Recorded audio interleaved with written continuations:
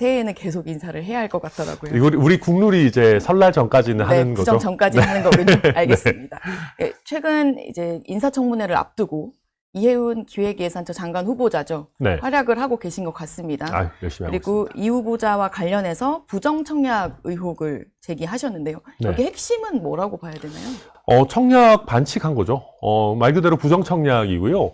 그러니까 우리나라 사회에서 건드리면 안 되는 것들이 몇 개 있죠. 대표적으로 입시 비리. 그 다음에 요즘에는 정말 내 집 마련의 꿈과 염원이 담긴 청약이겠죠. 아파트 청약은 정말로 건드리면 안 되고 반칙해서는 안 되는 분야입니다. 그런데 이해운 후보자 같은 경우에는 예전에는 뭐 분양가 상한제에 대해서 비판도 막 하고 그랬어요. 근데 이제 본인이 분양가 상한제가 적용되는 그렇죠. 아파트의 청약에. 청약에 당첨이 돼서 뭐 어마어마한 지금 이게 30억대의 분양을 받아서 지금 90억 가까이 됐으니까 전 50억 이상의 시가 차익을 지금 얻고 있는 그런 상황인데 이걸 정상적으로 받은 것도 아니고 지금 본인의 실제 분가하고 결혼하고 타 지역에서 일하고 있는 자녀까지 본인의 부양가족에 포함시켜가지고 위장 전입을 한 거죠. 그렇게 해서 부양가족 숫자를 늘려서 청약 점수를 더 높인 겁니다. 이거는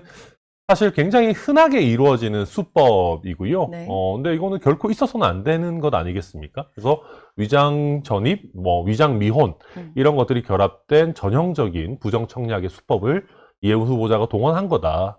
이번에 장관 후보자가 되면서 이제 들통이 난 거죠. 그래서 저희는 이런 부분 같은 경우는 피해자가 있는 거잖아요.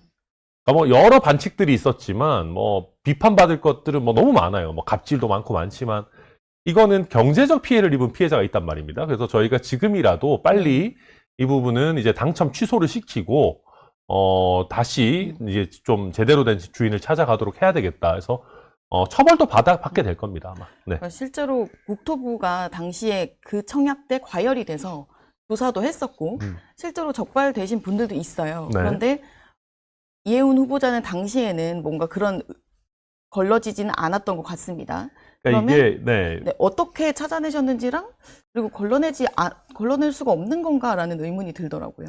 이게 저는 우선 그러니까 저희가 이걸 찾아내고 나니까 많은 분들이 이거 천하람 의원이 뭔가 제보를 받은 거 아니냐 아니면 이해운 후보 가족들이랑 원래 뭘 잘 아는 사이냐 그런 분들이 네. 있는데 전혀 아니고요. 저희 이거 제보 받은 것도 아니고 원래 알던 것도 아닙니다. 그러니까 저희 의원실에서 여기 파고들게 된 시점이 장남 의혹을 저희가 파고 있었어요. 장남이 이제 저희가 보니까 이해운 후보 배우자죠. 그러니까 자기 아빠의 주 분야에서 논문을 쓴, 그러니까 네. 아빠 논문 찬스라 그럴까요? 논문 금수저 논란 이런 게 있어가지고 저희가 그걸 열심히 파서 네. 실제로 그 부분도 이미 많이 알려졌습니다. 아빠의 주 연구 분야에서 아들이 일저자로 그걸 막 써가지고 그걸 가지고 취업에도 활용하고 막 했더라고요. 근데 그러다 보니까 이게 논문을 떠먹여줄 정도면은 이거 뭔가 있을 것 같다라고 해서 장남의 재산 형성 과정이나 이런 것들을 쭉 봤어요. 네. 근데 재밌는 게 장남이 따로 전셋집을 얻어가지고 이게 전세 계약을 체결한 부분이 있는데 주민등록은 계속 부모랑 있더라고요. 보니까 이거 이상하다. 전셋집이 있고 심지어 배우자랑 같이 막 이렇게 전세를 얻고 이런 것 같은데 보니까 이미 결혼을 했다라는 게 또 언론에 이미 공개가 돼 있어요. 결혼을 하고 자기 전셋집도 있는데 왜 주민등록은 아빠 엄마랑 계속 있지? 네. 이거 되게 좀 이상한 거잖아요. 우리가 보통 전세 따로 얻고 하면은 분가해가지고 거기 따로 사는데 이거 이상하다 해서 쭉 보니까 지금 이 평형대가 진짜로 거의 청약 점수 만점이 돼야 지금 받을 수 있는 수준이거든요. 그래서 무주택 기간은 만점이고 네. 보니까 부양가족이 최소 4명 있어야지 당첨 가능한 점수더라고요. 네. 그래서 이거 보자 그러면 부양가족 4명 되나? 쭉 봤더니 이제 이해운 후보자의 이제 직계 존속들은 돌아가신 분도 계시고 네. 막 같이 안 사시고 이런 게 명확한데 이러면 장남이 무조건 들어가야 청약을 받을 수 있겠구나. 이것 봐라 하고 이제 저희가 그걸 판 거고요. 그 다음에 그러면 국토부 점검에서 왜 안 걸렸나? 네. 이분들이 주도 면밀했어요. 보통 이런 게 왜 걸리냐면요. 당첨됐다. 오예! 하고 주민등록을 빼버려요. 바로. 네. 보통 얼마 안 있다가 주민등록 옮겨가고 막 이런 게 티가 나거든요. 그런데 여기는 2024년 8월에 당첨을 받고 한 7개월 정도 더 버텼어요, 아마. 네, 유지를 그렇게 했군요. 네, 한 7개월 정도 더 버티고 혼인 신고도 굉장히 늦게 하고, 그러니까 당첨에 대한 국토부 조사나 이런 것들이 1차적으로 좀 되고 나서 이런 어떤 위장 전입 상태, 위장 미혼 상태를 해소해서 이런 것만 봐도 저희가 전체 과정 쭉 제 SNS에도 올려놨는데 네. 진짜 계획적이에요. 굉장히 계획적으로 부양가족 늘려야 된다라고 해서 결혼을 실제로 했는데도 이거 다 미리미리 꽁꽁해서 같은 주민등록 다 유지하고 용산에 있는 뭐 20평대 집에서 온 가족이 다 같이 전입신고돼 있어요. 그래서 지금 부동산 카페나 이런 데서도 네. 이혜훈 후보자 그 용산에 20평대 작은 집에서 다 같이 살았던 거 맞냐. 그러다가 당첨되고 한참 있다가 이렇게 정상적으로 돌아가거든요. 네. 그래서 전체적인 과정이 본인이 이런 원기옥을 모아가지고 아주 좋은 아파트 하나 부정청약 해먹겠다라는 어떤 강한 의지를 가지고 진짜로 계획적으로 이거는 반칙과 부정청약 한 겁니다. 이혜훈 후보자는 네. 청문회에서 충분히 소명할 수 있다라고만 지금 현재 설명하고 있고 네. 청문회를 가겠다라는 의지가 매우 강합니다. 그리고 청와대에서도 사실 뭐 여러 관측이 나왔지만 지명 철회할 움직임은 전혀 보이지 않고 있는데 이 부분은 어떻게 보시나요? 보통 정말 소명이 가능한 사람들은요 즉각 소명합니다. 그리고 이혜훈 후보자가 청문회 나가서 소명하겠다 이런 얘기만 하고 있는 게 아니고요. 거의 매일 아침에 의혹에 대해서 인사청문 그 준비단 거기서 네. 다 내요. 내용이 제대로 안 나오고 있을 뿐입니다. 예를 들면 자녀들의 병력 의혹 이런 게 있다 그러니까 네. 저희 자녀들 미국 시민권자지만 병력 열심히 했습니다. 이런 거 다 냅니다, 구체적으로. 그럼에도 불구하고 이 부정청약 부분에 대해서 구체적인 해명이 안 나오고 있다는 얘기는 네. 해명 못 한다는 얘기예요.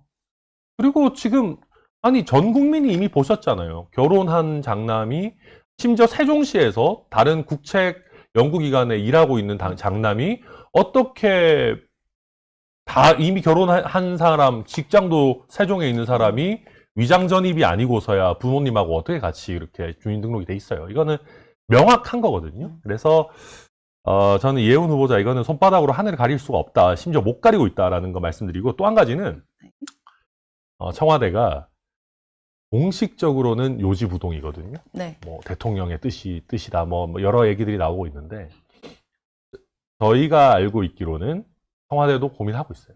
고민을 하고 있는. 그리고 저도 이런저런 들은 것도 있지만 제가 여기서 다 공개하기는 어렵지만 이혜훈 후보자에 대해서 지금 이미 치명적인 의혹들이 많이 나왔다라고 청와대도 알고 있고 추가적인 의혹이 더 나오지 않을지 지금 굉장히 노심초사하고 있는 상황이다. 그래서 저는 지금 그 청문회가 다음 주 월요일이거든요. 그렇죠. 19일이거든요. 19일이죠. 일주일 저 더 못 버틸 거라고 봅니다. 네. 실제로 청문회를 가게 된다라면 그 전망은 어떻게 하세요? 실제로 청문회 가실 텐데 좀 더 준비하시는 자료가 저는 더 그래서 있으신지. 저는 개인적인 어떤 그 입장으로는 청문회 했으면 좋겠어요. 실제로? 제가 청문위원이니까 정말 저는 아직 제가 공개하지 않은 것들도 청문회에서 더 터트리고 이럴 부분들이 있는데 근데 그거는 저의 욕심이고 네. 지금 한국 정치가 굉장히 많이 망가지고 강호의 도가 땅에 떨어졌지만 이 정도 의혹이 나온 인물이 사퇴 안 하고 아직 버티고 있다. 이건 말이 안 되는 거거든요. 제 욕심 때문만 아니면 빨리 사퇴하는 게 좋죠. 뭔가 준비는 하고 계신다라는 이야기로 들립니다. 네. 네, 이번엔 특검 연대 이야기로 넘어가 볼게요. 어제죠. 이준석 개혁신당 대표가 통일교 특검, 그리고 공천 헌금 의혹 특검에 대해서 범야권이 함께 하자라고 제안을 했습니다. 네. 그리고 장동혁 대표랑은 일단 수용하고 이번 주에 만날 수도 있다. 그리고 통화도 했다. 이야기도 나오는데 얘기가 잘 돼가고 있는 건가요? 우선 조금 아쉬운 거는 조국 혁신당의 조국 대표가 이런저런 이유를 대시면서 참여를 안 하시겠다고 했는데 그러니까 이제 그게 조국 대표의 어떤 그 딜레마가 느껴져요. 민주당하고 차별화는 하긴 해야 되는데 요즘 보면 조금씩 다른 얘기 하시거든요. 그렇죠. 발언들도 비판 발언도 많이 나오고 있어요. 이혜훈 장관 후보자도 거기 안 된다 이런 얘기도 하시고 조금씩 나오는데 아직까지는 야당의 정체성을 갖고 가기에는 좀 부담이 있으신 것 같아요. 그러다 보니까 여기서는 뭐 이런저런 말씀하시는데 그게 저는 주된 이유는 아닌 것 같고 네. 본인들 정당의 어떤 입장 때문에 좀 주저하시는 것 같고 장동혁 국민의힘 대표는 뭐 조건 없이 수용하겠다 만나자라고 했으니까 뭐 만나게 될 가능성이 있고 다만 저희 입장에서는 네. 조국 혁신당을 어쨌든 때때로 야당의 일원으로서 같이 협력할 수 있는 존재로 만드는 것이 굉장히 중요하다. 민주당이 뭐 굉장히 거대 의석 가지고 있는 상황에서 네. 그래서 저희는 조국 대표님이 합류할 수 있는 조금의 말미를 더 드리고 계속 설득해보자. 이게 저희 개혁신당의 네. 약간 큰 그림입니다. 네. 그 조국 대표님이 오실 수 있게 조금 더 시간을 드리고 두고. 뭐 좀 설득도 하자. 그런 입장을 가지고 있습니다. 장동혁 대표는 이제 바로 수용하면서 만남 이야기가 나오니 그 지난주에 이제 쇄신안 발표를 할 때 그 주황색 넥타이가 다시 이야기가 나옵니다. 네. 천하람 대표님도 뭐 많이 이야기를 하셨던데 네. 실제로 그 선거 연대 가능성으로도 발전할 수 있는 걸까요? 근데 저희는 이런 거는 우선 두 가지죠. 첫 번째는 이게 저희가 어떤 개별 이슈들 되게 중요한 이슈들이죠. 네. 전재수 장관의 어떤 통일교 관련 사태, 그다음에 김병기 강선우 의원의 이 1억 원 이상의 네. 이 공천 헌금 이 수수 이 부분. 이런 부분에 대해서 야당들이 연대해서 여당의 비리를 파헤쳐야 되는데 이런 연대 얘기를 할 때마다 선거연대 얘기가 나오면 사실 저희 입장에서는 좀 약간 곤혹스럽긴 합니다.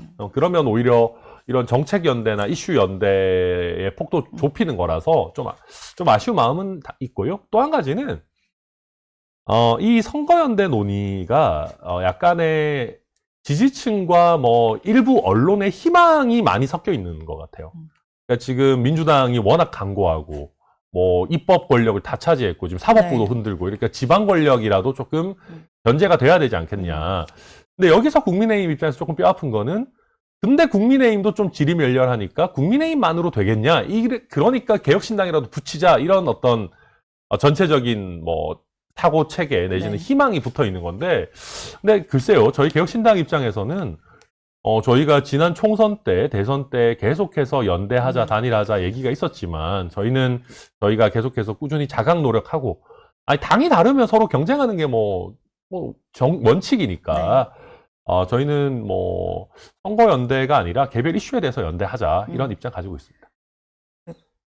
쇄신안이 나왔을 때 윤어게인 절연이 빠졌다라는 부분을 지적하셨는데 그런 부분들이 좀 향후에 선거에서 뭐 당장 연대를 하진 않더라도 함께 뭔가 손을 잡아가는 데 있어서는 조건이 되는 수 있는 걸까요? 그게 뭐 조건 이런 건 아니고요.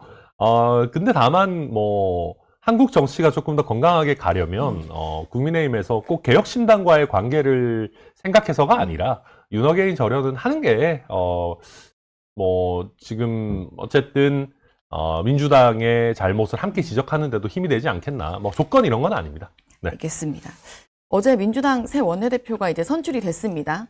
뭐 남은 임기만 수행하긴 하지만 한병도 원내대표가 됐는데 네. 이 새 지도부 좀 기대하시는 바가 있을 것 같고 어떻게 보셨어요? 뭐 얼마 남지 이렇게 임기가 그렇게 길진 않죠. 네. 원내대표 같은 경우에는 특히. 근데 어쨌든 한병도 신임 원내대표 같은 분은 조금 그래도 대화를 하시려는 분이고 또 첫 메시지로 또 야당이 파트너다 이런 네. 말씀도 또 하셨더라고요. 그래서 그런 부분이 실제 실현되는지 좀 봐야 될 것 같고 제일 중요한 거는 어쨌든 김병기 원내대표가 지금 그 강선우 의원의 공천 헌금 내지는 본인의 여러 보좌진과의 뭐 갑질 논란이라고 해야 될까요?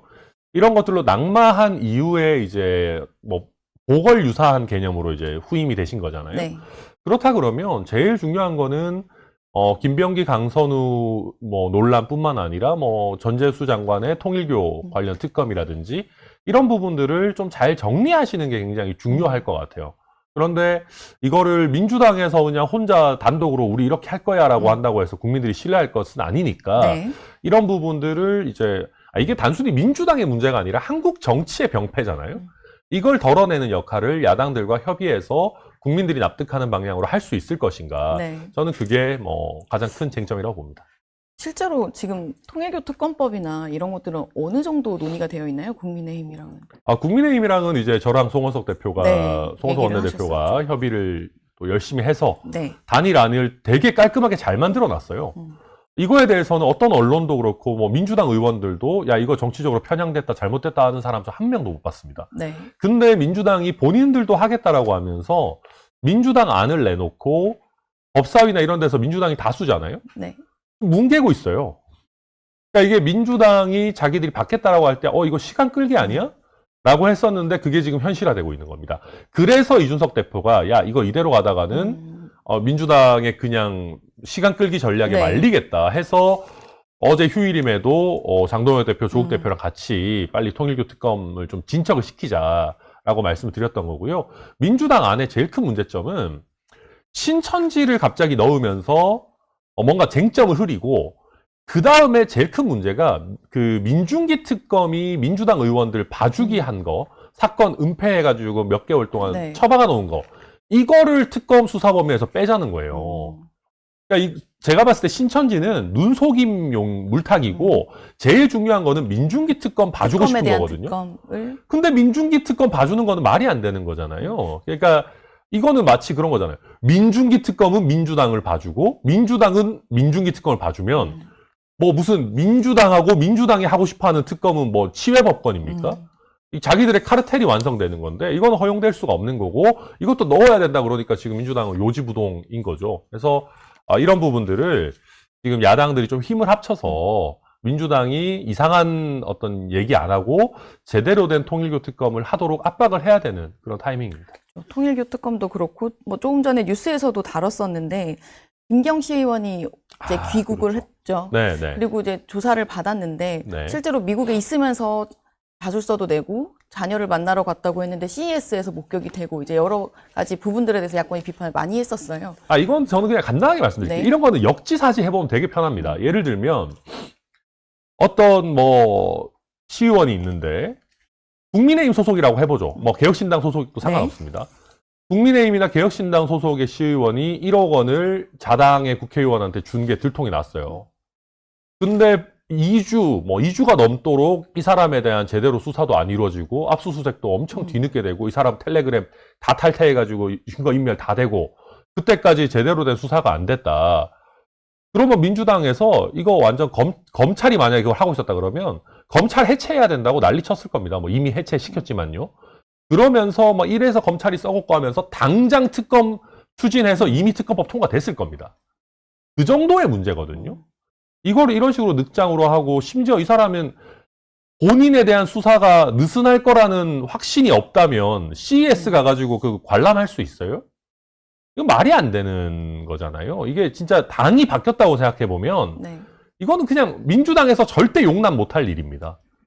그래서 그 정도로 심각한 상황이고 그러다 보니까 이거는 야 이렇게 한다고? 그러면 결국에는 살아있는 권력에 대해서 특검을 안 할 수 없는 지금 방향으로 가는 거 아니냐 그렇게 보는 거죠. 알겠습니다. 지방선거 이야기도 좀 여쭤보고 싶은데 오세훈 서울시장이 최근에 한 말이 기사화가 된 게 있었습니다. 개혁신당 이야기를 하면서 이미 사람을 뽑기 시작했다. 연대든 합당이든 뭐라고 해야 한다.